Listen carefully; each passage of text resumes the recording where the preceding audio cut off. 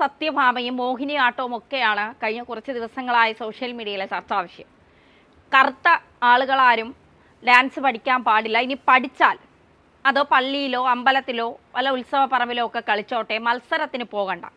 മത്സരത്തിന് പോകുമ്പോൾ അവിടെ തരുന്ന ഫോമിൽ ഒരു കോളമുണ്ട്. ആ കോളം സൗന്ദര്യത്തിൻ്റെ കോളമാണ്, അത് പൂരിപ്പിക്കാൻ കഴിയില്ല. അതുകൊണ്ട് അത്തരം കുട്ടികൾ പഠിക്കാൻ വരുമ്പോൾ പഠിച്ചോളൂ, പക്ഷെ മത്സരത്തിന് പോകണ്ട എന്ന് ഞാൻ പറയും.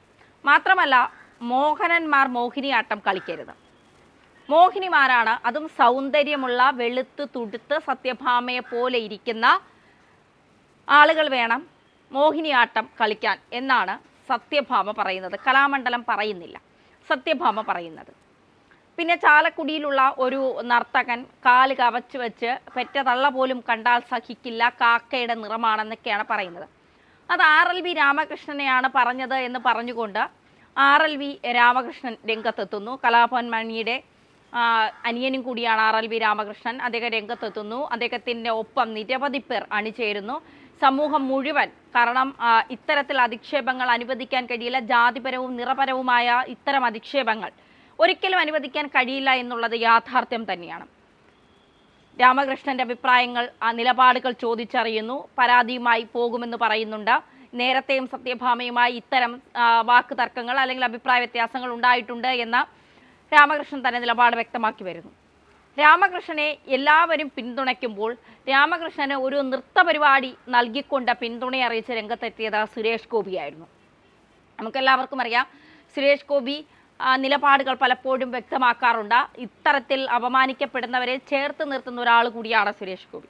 സുരേഷ് ഗോപി RLV രാമകൃഷ്ണനെ ഫോണിൽ വിളിക്കുന്നു. തൻ്റെ നാട്ടിലെ അമ്പലത്തിൽ 28-ാം തീയതി ഒരു പ്രോഗ്രാം ബുക്ക് ചെയ്യുന്നു. അതിൻ്റെ പണം എത്രയാണ് എന്ന് പറഞ്ഞാൽ അത് എത്തിച്ചേക്കാം എന്ന് പറയുന്നു. ഈ പറയുന്ന സമയം അത് സുരേഷ് ഗോപിയും RLV രാമകൃഷ്ണനും മാത്രമായിട്ടുള്ളൊരു സംഭാഷണമാണ്. ആ സമയത്ത് ചാനലുകാരെത്തുന്നു.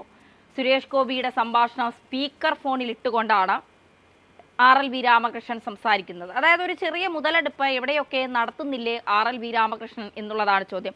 സത്യഭാമ പറഞ്ഞതൊക്കെ തെറ്റ് തന്നെയാണ്. ആ തെറ്റ് അങ്ങനെ തന്നെ നിലനിർത്തിക്കൊണ്ട് ചോദിക്കുകയാണ്, ഈ ഒരു വിഷയത്തിൽ RLV രാമകൃഷ്ണനും മുതലെടുപ്പുകൾ നടത്തുന്നില്ലേ?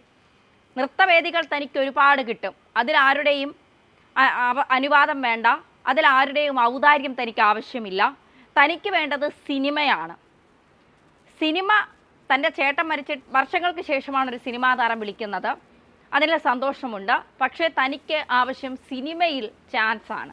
അതായത് ഈ സമയത്തും അതൊരു മുതലെടുപ്പ് പോലെയാണ് RLV രാമകൃഷ്ണൻ നടത്തുന്നത്. തനിക്ക് സിനിമയിൽ അഭിനയിക്കണം, സിനിമയിൽ ചാൻസ് തരണം, സിനിമയാണ് താൻ മുന്നോട്ട് വയ്ക്കുന്നത്.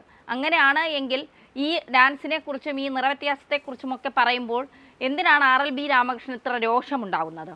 തനിക്ക് സിനിമയിലേക്ക് പോകാനുള്ള ഒരു വഴി ഇതിലൂടെ തുറക്കപ്പെടണം. സോഷ്യൽ മീഡിയയിലൊക്കെ ഇത് കത്തി നിൽക്കുമ്പോൾ തനിക്ക് സിനിമയിലേക്കുള്ള വഴി ഇതിലൂടെ തുറക്കപ്പെടണമെന്നാണോ RLV രാമകൃഷ്ണൻ ചിന്തിച്ചത് എന്നറിയില്ല. എന്തായാലും ഇതുമായി ബന്ധപ്പെട്ട സുരേഷ് ഗോപി പറയുന്ന വാക്കുകളാണ്. കാരണം മാന്യമായി തനിക്ക് ചെയ്യാൻ പറ്റുന്നത് ചെയ്തു കൊടുക്കാമെന്ന് പറയുന്നു. അത് മാധ്യമങ്ങളുടെ മുന്നിൽ നിന്ന് വിളിച്ചു കൂവുന്നു. പിന്നീട് ആ സിനിമയിൽ അവസരം ചോദിക്കുന്നു. എന്തായാലും ഈ ഒരു വിഷയവുമായി ബന്ധപ്പെട്ട സുരേഷ് ഗോപി പറയുന്ന വാക്കുകൾ, അതാണിപ്പോൾ വൈറലാകുന്നത്. ആ വാക്കുകളിലേക്ക്. അതിനാണ് പുതിയ കറുപ്പും വെളുപ്പുമായിട്ട് വന്നത്. ആരാണ് വന്നതെന്ന് നിങ്ങൾക്ക് ഇപ്പൊ ഊഹിച്ചെടുക്കാം. അപ്പൊ അവിടെയും ഞാൻ കൃത്യമായിട്ട് എന്റെ ജീവിതത്തിൽ ഉടനീളം ചെയ്തിട്ടുള്ള സാമൂഹിക പ്രവർത്തനത്തിന്റെ ഭാഗമായിട്ട് മാത്രമാണ് അദ്ദേഹത്തിന് എന്റെ അമ്പലത്തിൽ ഒരു വേദി ഞാൻ ഒരുക്കിയത്, സമ്മതിച്ചതാണ്. പക്ഷെ വൈകുന്നേരമായപ്പം പറ്റില്ല എന്നായി. ഞാൻ മാനിക്കുന്നു. അദ്ദേഹം ചിലപ്പോൾ മറന്നുപോയതായിരിക്കും, അന്ന് വേറെ പരിപാടി വല്ലതും ഉണ്ടായിരിക്കാം.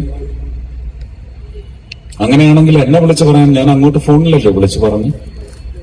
എന്നെ വിളിച്ചു പറയാൻ, ചേട്ടാ അന്ന് പറ്റില്ല, വേറൊരു ദിവസം ഉണ്ടോ ഉത്സവത്തിന് മുമ്പ്, ഞാൻ ആ ദിവസം കൊടുക്കാം.